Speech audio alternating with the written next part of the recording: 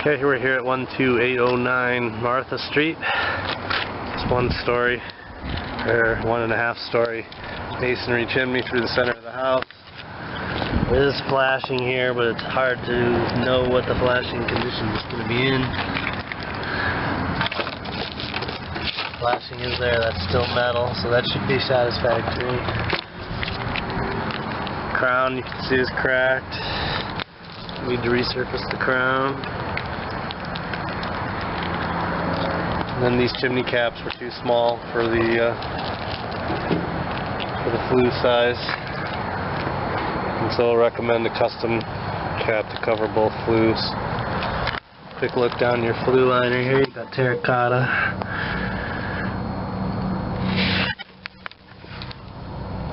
And a quick look at the joint.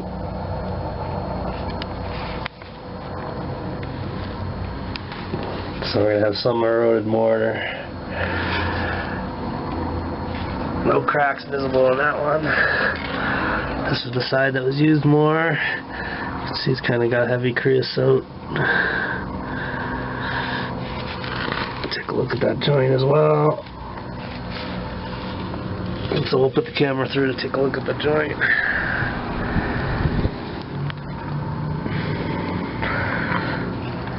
So this chimney is going to need a cleaning, and then the crown resurface. Structure chest. Stucco coating is always a good thing for a chimney. It gives it much more life. And there's no movement detected here, so no structural deficiencies noticed. Okay, so this is now the master bedroom, backside chimney. I just brushed out the smoke. Okay, so we're at the top of the chimney. This is all just natural light. Noise is a fan to control the dust. The chimney's really filthy dirty and needs a cleaning. Which is good news. The chimney's been used a ton. Visually, we didn't see any cracks in this terracotta flue liner. That's all black because of the smoke stain. And so this will be our first connecting joint. Mortar should be nice and solid like it was in that one picture. And you can see some erosion. Slight.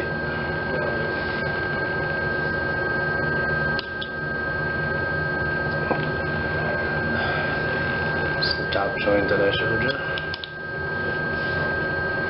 And you can see there's mortar back in there.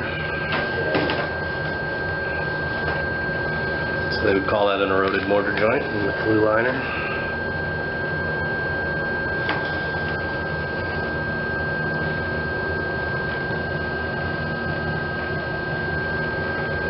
As it comes down, you're going to see a lot of creosote.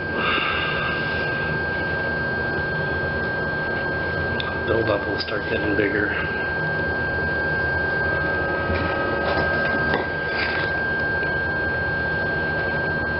And this is your second liner joint down.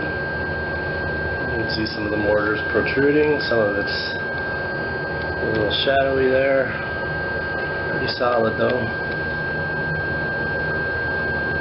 Mortar in this chimney is in much better condition between the joints than most chimneys here in the valley, so good start for this chimney.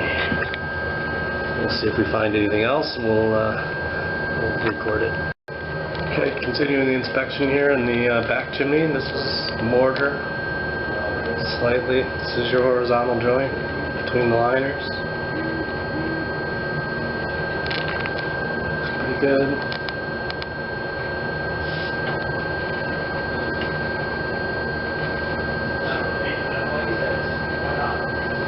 Dirty chimney is going to show any of flaws.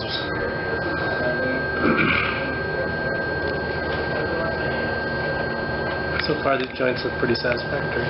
Okay, this is our fourth joint, down from the top. Heavy creosote. There's your mortar. It spins around, we'll get a little close, but then we'll keep spinning.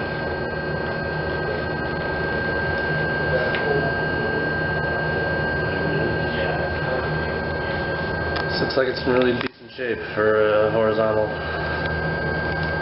chimney joints.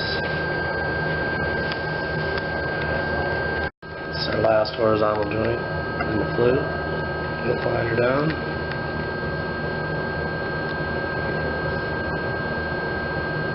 Heavy creosote. So if it were leaking any creosote or soot into the inside of the fireplace, it would be vacant of creosote. So that checks out pretty good. We'll look at the smoke chamber. We did see some exposed brick in the smoke chamber. Okay, so we're at the transition now in the smoke chamber into the flue. Just a slight overhang there. Slight gap in the corner, but nothing loose or open. There's an open joint, brick joint. Flue, so this is unlined smoke chamber area on that right side wall. That just goes up into nowhere.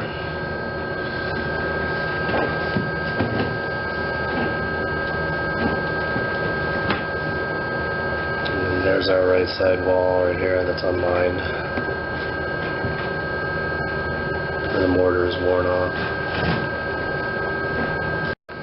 Alright, we saw this in the first photo. There's a horizontal and a vertical crack in the breastplate that needs to get sealed up.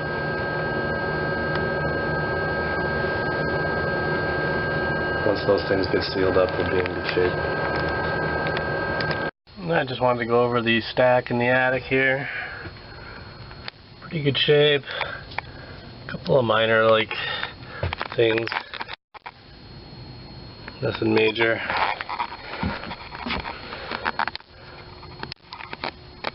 No structural movement or any integral structural. We moved on to the front fireplace. Okay, so we're at the top of the flue. We looked at the flue. We didn't find any vertical cracks in the flue liner itself. So we're just going to look at the horizontals here, and if I see anything, we're going to record it. We're in the front fireplace now. Okay, so these are the horizontal joints in the flue, and this is the top one, closest to the top. Some mortar is eroded out of the joint, but you can still see mortar deep inside the joint. Spins around. That's the way it should look. Second joint down from the top, so you can see more mortar. Slight eroded mortar joints, but okay, so again, these joints look pretty satisfactory in the flue. Okay, so we're in the last joint of the flue liner here. You can see a little gapping. Okay, so we are at the transition from the smoke chamber into the flue. If you ever get a chance to go you should go. A little bit of touch-up needed there, a little bit more. We should stay in touch. Gap here. It's called the Liquid Festival. It's every first week of December every year. And it's, when I went, with my exposed brickwork there. And where do you swim? Do you ski? I do Tower 26 out in Palisades. Because I'm doing Ironman, so doing all this crazy. Oh, yeah. So anyway, and they said, no, okay, exposed brickwork here. Also similar to the other side. One day I swam a couple miles. I mean, I thought it was crazy. I'm like, that's good. Stuff like that. But I went and did it anyway. But we had such a great time. So all this minor wear and tear damage is going to have to get repaired in the smoke chambers of both chimneys. We'll eventually put together a report that says to clean both chimneys, to recoat both smoke chambers, and then also to put a custom size chimney cap on. When it's wet, this is as big as the island, but it was A little crack inside the sandy thing over the loft. breast plate. The most gorgeous reef around. It was like scuba diving. It was better than a lot of scuba diving I've done. And where the water's so long, probably 2 hours. Minor things. It all gets sealed in. With high temperature mortar. Okay, so in conclusion, there's also a crack on the back wall. Like nothing I've ever seen, regular GoPro. Okay, so there's the crack in the back wall. That's going to get sealed up. Then the paint will have to get retouched. And there's our gas. We'll do that in a second. Oh, yeah. And so that chimney needs work in the smoke chamber a little bit. And then this side's a wood burning side. And they sealed the crack on this side. And again, so this needs some smoke chamber repair as well. Minor repair. Okay, so we're in the back fireplace. We're testing for any carbon monoxide leakage. One thing about this gas pipe, not the safest pipe at all, because each hole you have to ignite. And so when we turn the gas on here, a low setting, you have to actually go across and light all of them. So we'd recommend replacing that and see how easy they go out. So we'll recommend a new gas burner. Or the new owners can put in a fake gas log set or the glass similar to the other side and not burn the wood if they so desire. But it's set up for wood or gas burning. Currently it's a wood burning setup. It's our little carbon monoxide detector. We detect if there's anything leaking out of the firebox.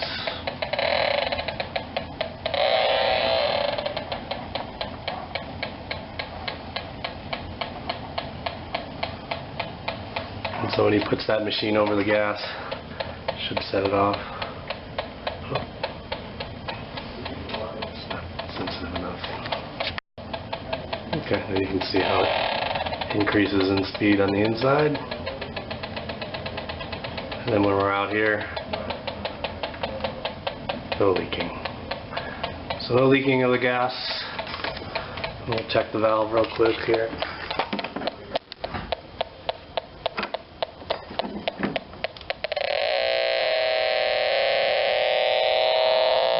Okay, so we're getting a little bit of a leak at the gas valve. And so that'll probably either have to be repaired or replaced. Okay, last video, we're just testing the gas on this side. 12809 Martha Street.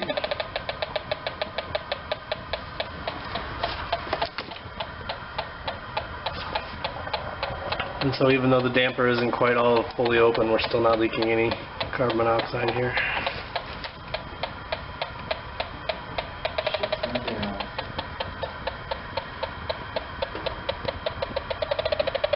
Okay, it's all where it belongs. One quick test of the valve over here.